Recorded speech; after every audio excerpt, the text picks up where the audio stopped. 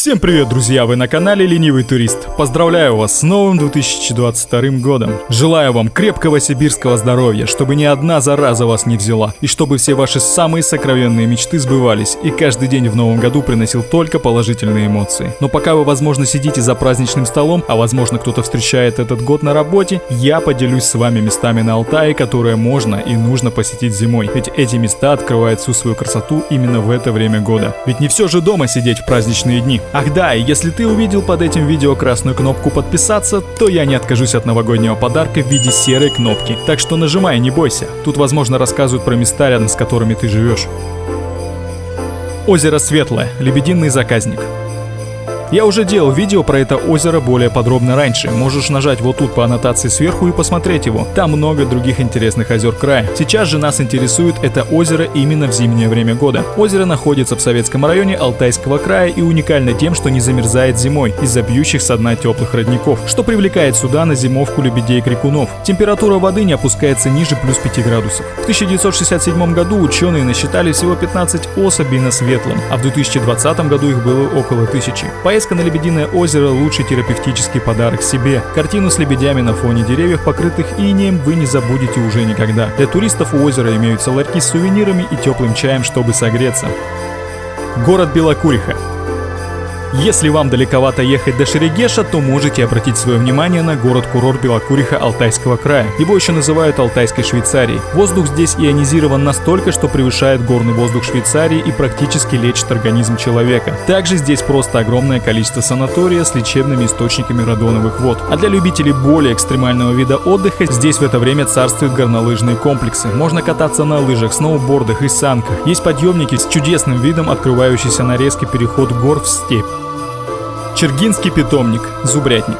В селе Черга Шибалинского района Республики Алтай находится Чергинское экспериментальное хозяйство «Зубрятник». Проект ОАН СССР «Сибирская Аскания», организованная на базе бывшего совхоза Чергинский, нацеленная на поддержание биологического разнообразия и сохранение генотипов редких и исчезающих видов животных и птиц. В хозяйстве сохранилось около 50 особей зубров, которые с удовольствием посещают и фотографируют туристы. Лучшее время для обзора – зимний период, тогда зубры близко подходят к местам кормления. Есть в Черге и небольшая зооферма. Берите с собой морковь, яблоки, сухари, и тогда вы сможете не только посмотреть на зубров, но и их покормить. За лакомством зубры подойдут ближе, дадут погладить нос, а может быть даже покажут свой шершавый язык. Голубые озера. Голубые озера, они же глаза Катуни, расположены недалеко от села Аскат Республики Алтай. Озера образуются осенью, когда уровень воды реки Катунь падает, и вода в это время обретает удивительный бирюзовый оттенок. Водоемы зимой не замерзают, что придает просто фантастический вид для фотографий, сделанных туристами в этих местах. Древняя алтайская легенда гласит: Голубые озера – это глаза дочери хана Алтая. Чтобы ее глаза не страдали от яркого летнего солнца, хан повелел дочери смотреть на мир лишь осенью и зимой. Протоки не замерзают, и яркая синяя вода в них резко контрастирует с белоснежным льдом. Летом эта красота скрыта грязными водами Катуни. Многие даже не боятся искупаться, ведь издавна этой воде приписывают целебные свойства. Кстати, координаты всех мест в этом видео вы можете найти в описании под роликом. Барнаульский ленточный бор. Уникальная растительная зона на Алтае, нигде на планете больше не встречающаяся. Тут обнаружили сохранившиеся кости мамонта. Сегодня в бору другие жители – лоси, кабаны, волки, зайцы, лисы, бурундуки. Если душа и тело требуют перезагрузки, то поезжайте в один из санаториев, находящийся вблизи Барнаульского ленточного бора. В основном в бору преобладают хвойные деревья, и воздух в хвойном лесу помогает очистить мысли и организм во время прогулки. Экстрим-аттракцион Виа Феррата.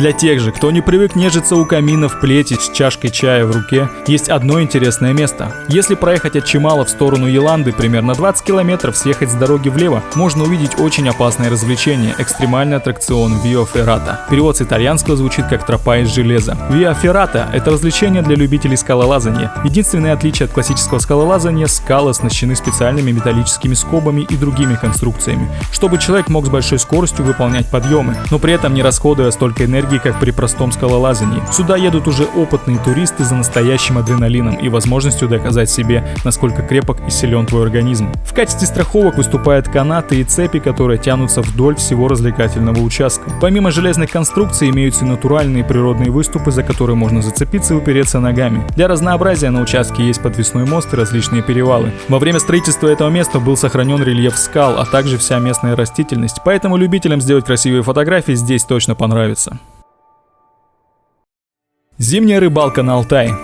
Это, пожалуй, не место, а множество мест, которые можно посетить любителям рыбалки. На Алтае 17 тысяч рек, и малых, и больших озер 13 тысяч. Все они славятся своей красотой, чистотой и изобилием рыбы. Два основных преимущества рыбалки на Алтае – это разнообразие лососевых и природные виды. Популярные споты на Телецком озере, Яраске, Улаганских озерах, водохранилище Бешенцево. Круглогодичная рыбалка, а также все для нее необходимое есть в Алтай-Форели в Советском районе и в рыбацкой деревне в Белокурихе, и на озере Уткуль Троицкого района Алтайского края. Телецкое озеро. Телецкое озеро – крупный водоем северно-восточной части Горного Алтая, один из самых глубоких в России. Озеро имеет форму, отраженной по горизонтали буквы «Г», и занимает узкую горную расщелину протяженностью 80 километров. Берега и окрестности Телецкого озера изобилуют красивыми пейзажами, и зима для них не исключение. Интересно, что недостатков снега здесь не бывает, а водоем не замерзает полностью. Открытой остается его южная часть. Если случается прозрачный лед, он становится настоящей достопримечательностью. Туристы приезжают на север Телецкого озера на турбазы поселка Фортыбаш и Агач, катается на снегоходах, на хасках, на конях по зимней тайге. Самостоятельно в границах поселка доступны Серебряный родник, смотровая площадка на вершине Тилан-Туу, невысокие обледенелые водопады Третьей речки, а также небольшие музеи Артыбаша и зоопарк базы Эдельвейс. Кроме того, с экскурсией можно отправиться в заповедное село Айлю, берег которого замерзает всего один раз в 5 лет из-за теплых ветров Монголии. Питомник Хаски. Сибирская легенда.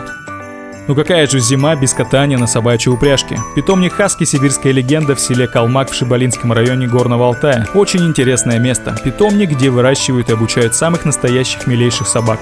Хаски. Питомник «Сибирская легенда» был основан в 2012 году. Через 2 года получил официальную регистрацию и не первый год радует всех гостей Алтая своими замечательными собачками. 365 дней в году. Здесь туристы могут не только сделать фотографию с дружелюбными энергичными хасками, но и прокатиться на упряжке, получив море эмоций и свежую порцию адреналина.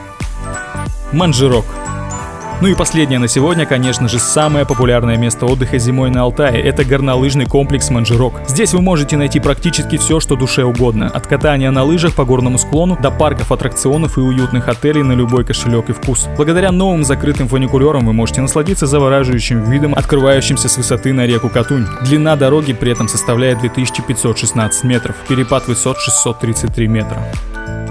А на этом у меня все. Пишите, куда вы планируете ехать отдыхать этой зимой. Ну и делитесь своими местами, которые не попали в это видео. Всем хороших новогодних праздников. До скорых встреч!